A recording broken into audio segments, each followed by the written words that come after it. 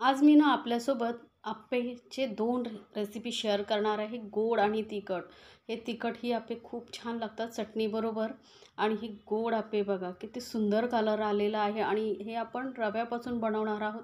त्यामुळे झटपटही होतात, जास्त मेहनतही घ्यायची गरज नाही. झटपट होणार हे आप्पे चवीला तर अप्रतिमच लागतात. तर सर्वप्रथम आपल्याला काय करायचं आहे, इथे घ्यायचं आहे बारीकवाला रवा. तर जो बारीक असेल, जाड असेल कुठलाही चालेल. जास्त जाड असेल तर मग मिक्सरमधून थोडा फिरून घ्या. तर 1 कप रवा घेतला आहे, त्यासाठी इथे मी अर्धा कप किंवा पाऊण कप गूळ घ्यायचं आहे, बारीक चिरून घ्यायचं आहे. आता तुम्हाला किती गोड हवं आहे त्यानुसार तुम्ही गोडाचं प्रमाण कमी जास्त करू शकता. तर आता गूळ थोडंसं हलकंसं आपण मिक्स करून घेऊया किंवा तुम्ही हे डायरेक्ट मिक्सरमध्येही फिरवून घेऊ शकता. पण मला मिक्सरमध्ये फिरवायचं नाही, त्यामुळे मी फक्त मिक्स करून घेणार आहे. त्यानंतर इथे 1 कप पाणी घेतलं होतं, त्यामधलं थोडंसं पाणी आधी घातलेलं आहे आणि मिक्स करून घ्यायचं. आणि जसं जसं लागत जाईल ना तसं पाणी आपल्याला घालत जायचं आहे. कारण गुळालाही थोडंसं पाणी सुटेल ना, ओलसरपणा येईल. त्यामुळे मग जर जास्तच पाणी आधी घातलात तर बॅटर जे आहे एकदम पातळ होईल. तर आधी थोडंसं पाणी घालून बघा, हे मी मिक्स करून घेते. किंवा मग तुम्ही सांगितल्याप्रमाणे मिक्सरमध्येही डायरेक्ट सगळं मिक्स करू शकता. जसं तुम्हाला सोपं वाटेल तसं करू शकता. गूळ बारीक चिरून घेतलेला आहे, त्यामुळे तो काय पटकन वितळतो, जास्त वेळ लागत नाही. तर बघा, आता हे मी 1 कपाचं दाखवते. यामध्ये कमीत कमी 10 ते 12 आप्पे व्यवस्थित तयार होतात. तुम्हाला जास्त प्रमाणात बनवायचे असतील त्याचं प्रमाण तुम्ही डबल घेऊ शकता. आता हे जे पाणी होतं 1 कप पूर्ण लागलेलं आहे आपल्याला. आता याला आपण झाकून 10 मिनटं साईडला ठेवूया, म्हणजे गूळही वितळेल आणि रवाही चांगला फुलला जाईल.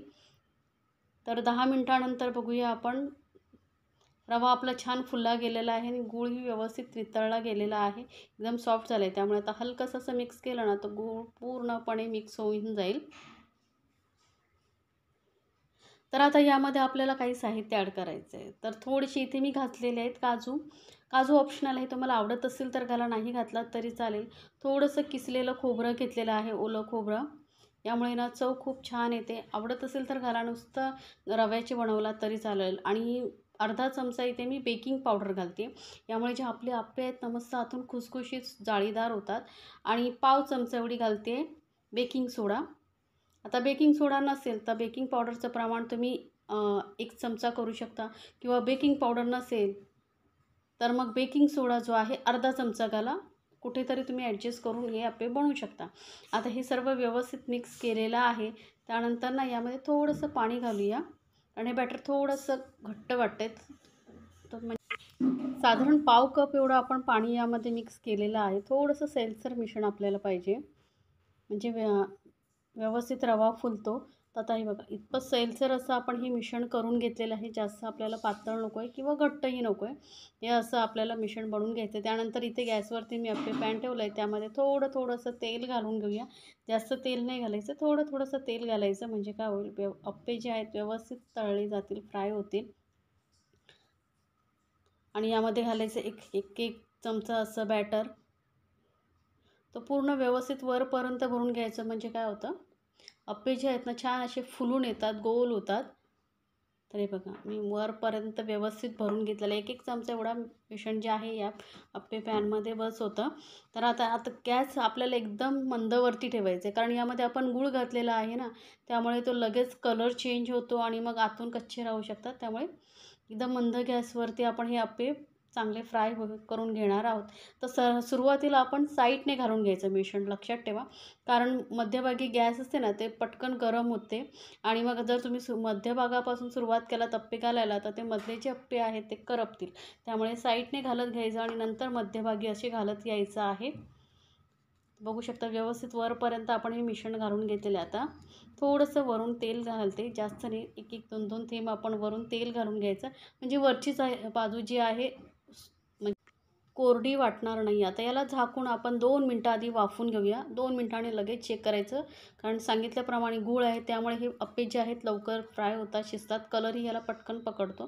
तर एखादी सुरी किंवा असं बटर नाईफ वगैरे किंवा चमच्याचा जो पाठचा भाग असतो त्याने तुम्ही हे अप्पे असे पलटवू शकता. तर बघा कलर किती लगेच चेंज झाला आहे, बघू शकता. याला अलगद आपण पलटून घेऊया, कारण मध्यभागी जे आहे अजून व्यवस्थित सेट झालेले नाही आहेत. त्याला पलटून तुम्ही दुसऱ्या साईडने फ्राय केलात की ते व्यवस्थित शिजले जातात. तर गॅस एकदम मंदवरतीच ठेवला आहे. लक्षात ठेवा, मंद गॅसवरती पण बघा किती पटकन कलर आलेला आहे. जर तुम्ही गॅस फास्ट ठेवला तर ते करपू शकतात. आणि कमी तेलामध्ये हे होतात अप्पे, त्यामुळे खरंच खाण्यासाठी ही खूप हेल्दी आणि टेस्टी असे हे अप्पे एकदा नक्की बनवून बघा. ही गोड अप्प्याची रेसिपी मी तुमच्यासोबत शेअर केलेली आहे. आपण पुढे तिखट अप्पेही बघणार आहोत. म्हणजे तुम्हाला एक गोड आणि तिखट कुठलं जे अप्पे आवडतात ते तुम्ही बनवू शकता. आता वरून थोडंसं हलकंसं तेल घालून घेऊया. जास्त तेलही लागत नाही आणि झटपट हेच नाश्ता आपला तयार होतो. खाण्यासाठी ही अप्रतिम आहे. घरी पाहुणे वगैरे येणार असतील ना, तर तुम्ही ही दोन्ही रेसिपी ज्या मी तुम्हाला दाखवते त्या तुम्ही पटकन बनवू शकता. आता 1 मिनिटभर आपण हे झाकून वाफवून घेतलेले आहेत. तर बघू शकता आपले अप्पे तयार झालेले आहेत.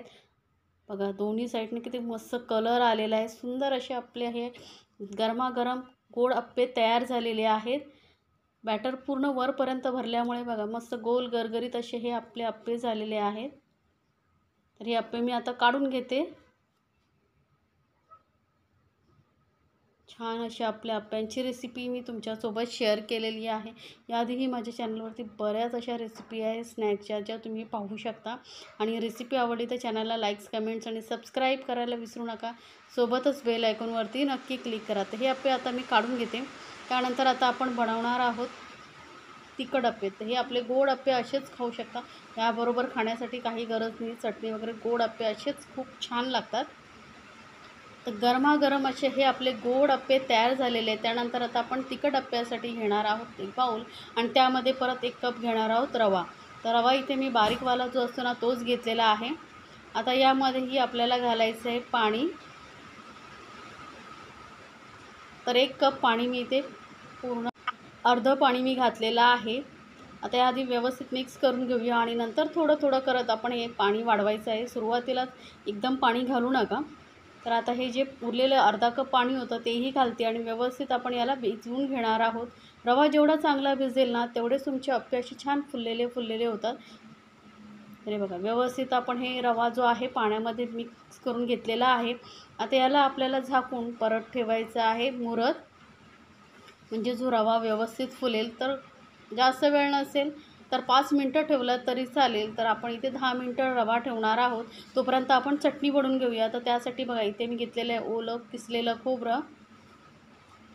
आता चटणी किती बनवायचं आहे त्यानुसार तुम्ही प्रमाण कमी जास्त करू शकता. तर अर्धा कप मी खोबरं घेतलं होतं. त्यासाठी 2 चमचे ही फुटाणा डाळ घेतलेली आहे. यामुळे चटणी खूप छान लागते चवीला. 1 हिरवी मिरची घेतलेली आहे, तिखट आहे खूप त्यामुळे मी 1च घेतलेले आहे. आणि 2 लसणाच्या पाकळ्या घेतलेल्या आहेत. थोडीशी घालूया कोथिंबीर. कोथिंबीर आवडत नसेल तर नाही घातलात तरी चालेल, पण देठासहित घातलात ना तर चटणीला चव खूप छान येते. 1 पाव चमचा एवढे घालायचं आहे जिरं आणि चवीनुसार घालूया मीठ. तर इथे थोडंसं पाणी घालून आपण ही चटणी एकदम बारीक अशी वाटून घेणार आहोत. फुटाणा डाळीमुळे खरंच खूप छान टेस्टी ही चटणी आपली तयार होते.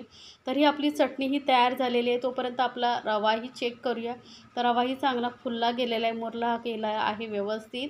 मिक्स करून पाहूया. बघू शकता सर्व पाणी जे होतं ना ते शोषून घेतलेलं आहे. मस्त असा फुलला गेलेला आहे आपला रवा. आता यामध्ये आपल्याला काही साहित्य ॲड करायचं आहे. तर आपल्या घरामध्ये जे बेसिक साहित्य असतं ना त्यापासूनच हे अप्पे बनवणार आहोत. तर एक छोटासा कांदा मी बारीक चिरून घेतलेला आहे. 1 हिरवी मिरची एकदम बारीक चिरून घेतलेली आहे. तुम्हाला तिखट किती हवं आहे त्यानुसार हिरवी मिरची कमी जास्त करू शकता. थोडीशी कोथिंबीर घालते. इथे आवडत असल्यास तुम्हाला तुम्ही इतरही भाज्या घालू शकता. गाजर, सिमला मिरची ज्या आवडतात त्या घालू शकता. चवीनुसार घालूया मीठ. तर आणि इथे मी अर्धा चमचा बेकिंग पावडर घालते. आणि आता हे व्यवस्थित परत मिक्स करून घेऊया. इथे मी बेकिंग सोडा घातलेला नाही आहे, फक्त बेकिंग पावडर घालून हे आपण तिखट अप्पे बनवणार आहोत. गोड अप्प्यासाठी आपण इथे बेकिंग सोडा वापरला होता, कारण गुळामुळे ना ते जास्त फुलत नाहीत, बसल्यासारखे होतात. त्यामुळे मी बेकिंग सोडा वापरला होता. आपण इथे बेकिंग पावडर वापरूनच आपण हे अप्पे जे आहेत बनवणार आहोत. थोडंसं अजून पाणी घालूया. म्हणजे टोटल तुम्ही जर 1 कप रवा घेतलात ना तर तुम्हाला 1.25 कप पाणी लागतंच. पण सुरुवातीलाच जास्त घालू नका. 1 कप आधी घाला आणि नंतर पाहिजे असेल तर मिक्स करू शकता थोडंसं पाणी घालून. तर हे बघा इतपत असं सैलसर असं आपण हे बॅटर बनवून घेतलेलं आहे. तर कमी साहित्यात तयार होणारे हे अप्पे खूप छान लागतात. तर आता परत मी गॅसवरती अप्पे पॅन ठेवलेला आहे, त्यामध्ये परत थोडंसं तेल घालूया. नॉनस्टिक असल्यामुळे जास्त तेलही लागत नाही, कमी तेलामध्ये बनवून तयार होतं.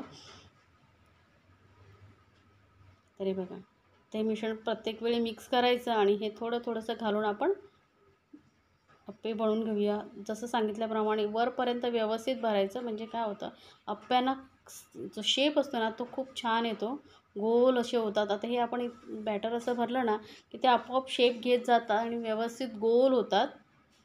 तुम्ही फक्त एक चमचा व्यवस्थित बॅटर टाका आणि ते आपोआप त्यांना आकार येत जातो गोल असा. बघा, सांगितल्याप्रमाणे साईडला आधी घालायचं बॅटर आणि नंतर मध्यभागी घालायचं आहे. तर ही स्टेप लक्षात ठेवा.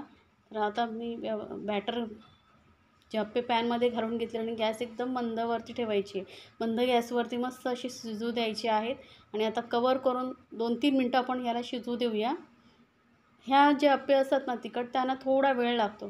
तर बघू शकता मस्त असं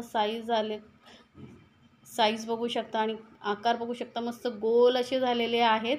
तर पलटून आपण दुसऱ्या साईडने अप्पे हे फ्राय करून घेऊया.